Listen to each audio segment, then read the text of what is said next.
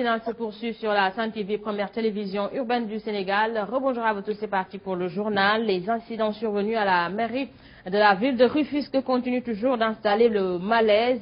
Les autorités municipales se sont finalement prononcées sur cette question qui a failli plutôt mal tourner par souci de préserver la neutralité de l'institution. Les affiches portant sur le référendum sont désormais indésirables sur la façade des locaux de la mairie. Le chargé de communication précise que le maire, du fait d'un contexte particulier, a toujours été équidistant de la chose politique dans la gestion de l'institution. Ici les propos de Moussa Gueye Diaraf recueillis par Charmeti Yansek.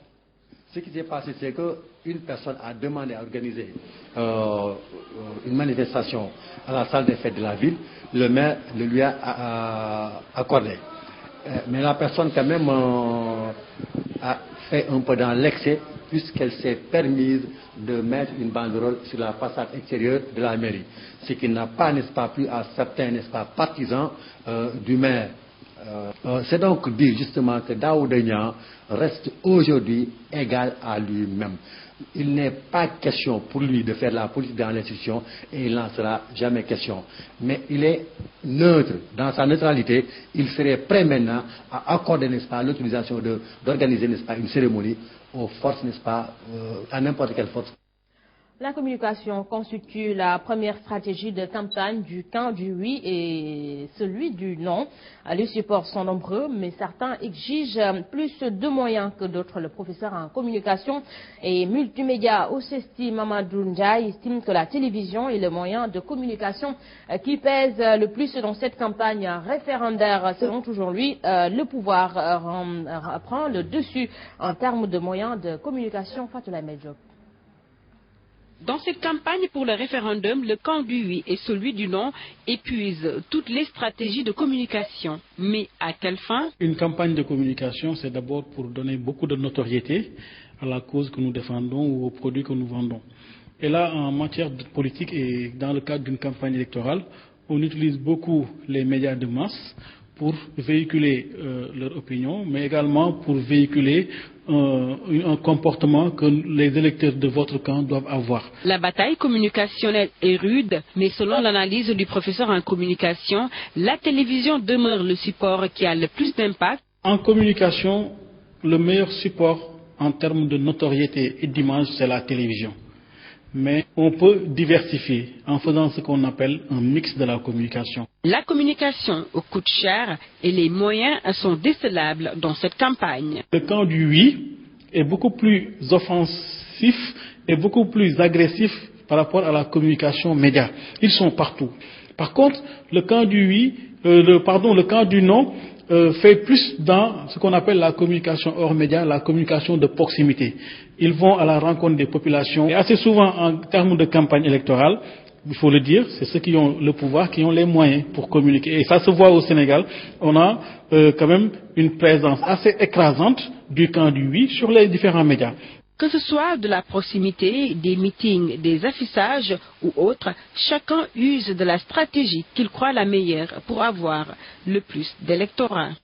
Merci à vous. Et puis cette information en bref, le référendum de dimanche prochain va paralyser le bon fonctionnement de la justice. À compter d'aujourd'hui, le temple de Thémis, d'habitude très grouillant de monde, va fonctionner au ralenti. La plupart des magistrats qui officient au niveau des différentes juridictions de jugement seront redéployés dans les commissions de recensement des votes. Du coup, cette nouvelle donne aura pour conséquence la suspension provisoire de tous les procès qui avaient été programmés durant cette période. La situation donc reviendra à la normale à la date du vendredi 25 mars prochain. Interpellé sur l'actualité politico-judiciaire avec Karim Wade qui a porté plainte en France contre l'État du Sénégal pour détention arbitraire. Pape Diop, président de la convergence Bokk Gis Gis, dit avoir bon espoir quant à l'évolution du dossier. Il s'attend à une instruction, ensuite un procès qui débouchera sur un verdict. Pape Diop, ici avec notre correspondant à Touba Abdoulaye Diagne. C'est déjà pour nous une victoire parce que dès qu'on nous a dit que la plainte a été recevable en France, nous savons déjà qu'il y aura instruction et au bout, il y aura procès qui va déboucher sur un verdict. Donc nous nous réjouissons déjà de cette situation et nous continuons à suivre le développement de cette affaire. Pape Diobété à Touba hier pour les besoins de la campagne référendaire. Autre information, c'est la grève des étudiants d'hier qui s'est terminée par une histoire de mars. Les pensionnaires de l'université Cheikh Anta Diop de Dakar demandent plus de sécurité dans le campus social très remonté. Ces étudiants de l'UCAD réclament à la tête de l'auteur de cette histoire. Il exige également une solution définitive avant que l'irréparable ne se produise. Gorandaklo.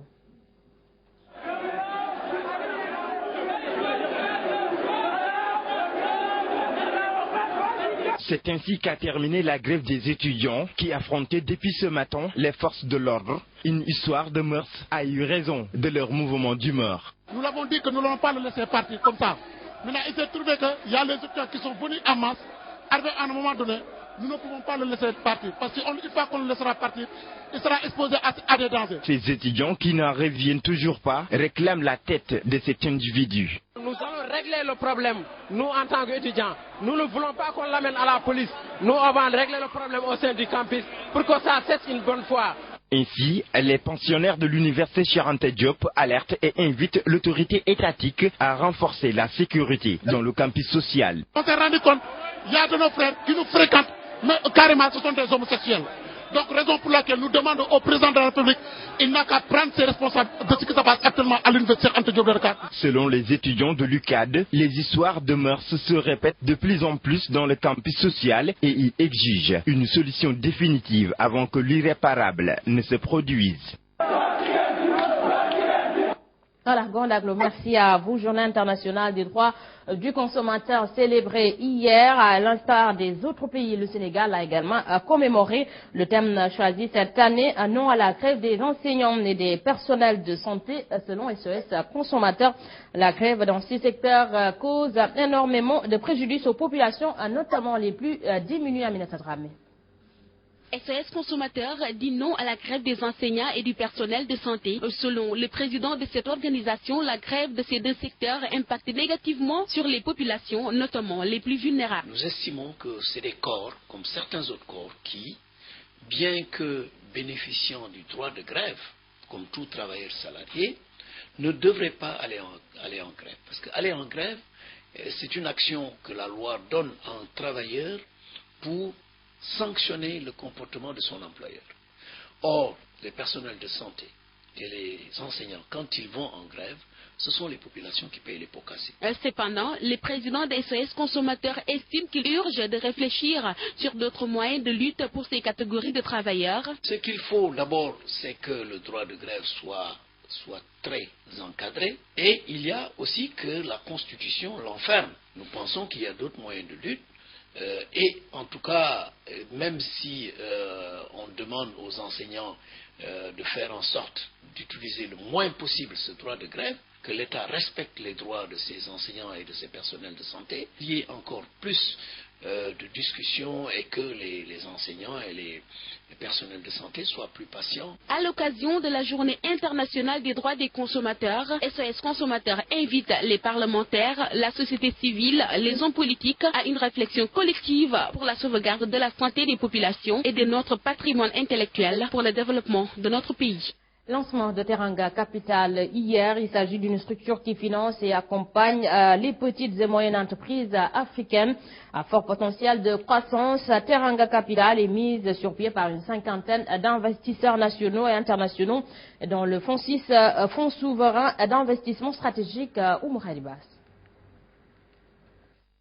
Émerger des petites et moyennes entreprises africaines, tel est l'objectif de Teranga Capital, une structure nouvellement lancée. Teranga Capital investit en capital dans des petites et moyennes entreprises du Sénégal pour aider ces petites et moyennes entreprises à se développer, à se créer, pour créer de la croissance économique pour l'État du Sénégal. Les PME du secteur formel à fort potentiel de croissance sont les cibles de Teranga Capital qui a sa particularité. C'est un fonds de participation qui prend des parts dans les petites et moyennes entreprises qui permettent à ces PME d'avoir des capitaux propres assez importants, leur permettant de lever du financement bancaire par exemple pour se constituer ou pour se développer. Cette nouvelle structure est mise sur pied par une cinquantaine d'investisseurs nationaux et internationaux, dont le Fonds 6. Nous sommes là pour compléter le dispositif de l'État qui existe déjà, tel que la BNDE, le Fonds GIP, mais qui investissent en dette ou qui donnent des garanties. Ici, on parle de fonds propres.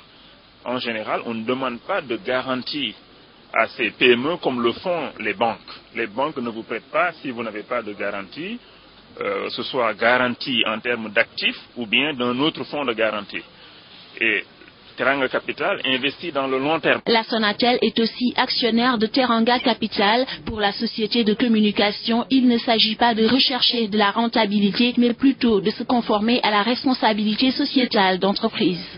De l'athlétisme pour rendre hommage à la femme coldoise au stade régional. C'est en tout l'objet de cette journée de compétition, de plusieurs activités menées à l'endroit de la femme. La marraine, de même que les anciennes athlètes venues assister, de dire que le développement de cette discipline peut faire émerger beaucoup de secteurs d'activité. Une journée qui a fini de montrer que Kolda regorge de jeunes talents. Pape Kodjali. La femme a été fêtée à Kolda ce week-end par la Ligue d'athlétisme de Kolda. Pour ce faire, différentes activités ont été menées au stade régional. Du saut en longueur jusqu'à la course de vitesse en passant par la lancée des poids et autres jeux d'enfants, tout est passé à la loupe. 364 jours qui nous appartiennent à nous les hommes, un jour dans l'année. La Ligue d'athlétisme de Kolda a voulu, à sa manière, profiter de l'occasion pour leur offrir un plateau et pour communier avec elle cette journée mondiale de la femme. Et également donc raffermir la famille donc de l'athlétisme. Toutefois, la marraine, qui est une ancienne athlète, croit que le développement de ce sport rime avec le développement économique. Très important pour les femmes, et on m'a choisi comme marraine parmi tant d'autres de femmes qui sont vraiment de braves femmes qui sont à Kolda. Moi je dis que cette journée est une journée très importante, puisque sans la femme, point de développement. Et ce que je demande aux femmes, c'est de tout faire pour participer à toutes les instances de décision. Cette journée, les anciennes sportives n'ont pas manqué d'étaler toute leur joie à regarder les enfants montrer leur talent. Leur engagement, leur bravoure, leur abnégation. Elles participent pleinement dans le développement de la région de Kolda. En tant qu'ancienne athlète, je suis très réconfortée quand c'est des gens qu'on a formés qui décident de valoir pour démontrer le potentiel athlétique dont dispose la région de Kolda. Il faut dire qu'à Kolda, les femmes sont encore fêtées par les hommes, comme pour leur dire merci.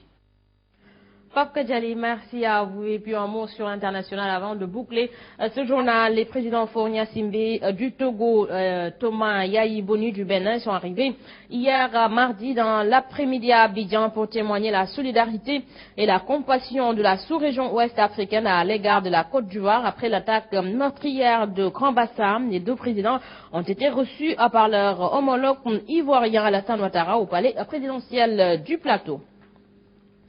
Toujours sur l'international, l'Europe semble bien avoir fermé ses portes. La route des Balkans empruntée jusque-là par des milliers de migrants fuyant la guerre en Syrie, en Irak et en Afghanistan est occupée depuis une semaine. Lundi 14 mars, quelques 1500 réfugiés bloqués en Grèce avaient réussi à forcer le passage pour entrer en Macédoine. Mardi, ils ont été expulsés vers le camp grec d'Idoménie, une décision qui a surpris Athènes.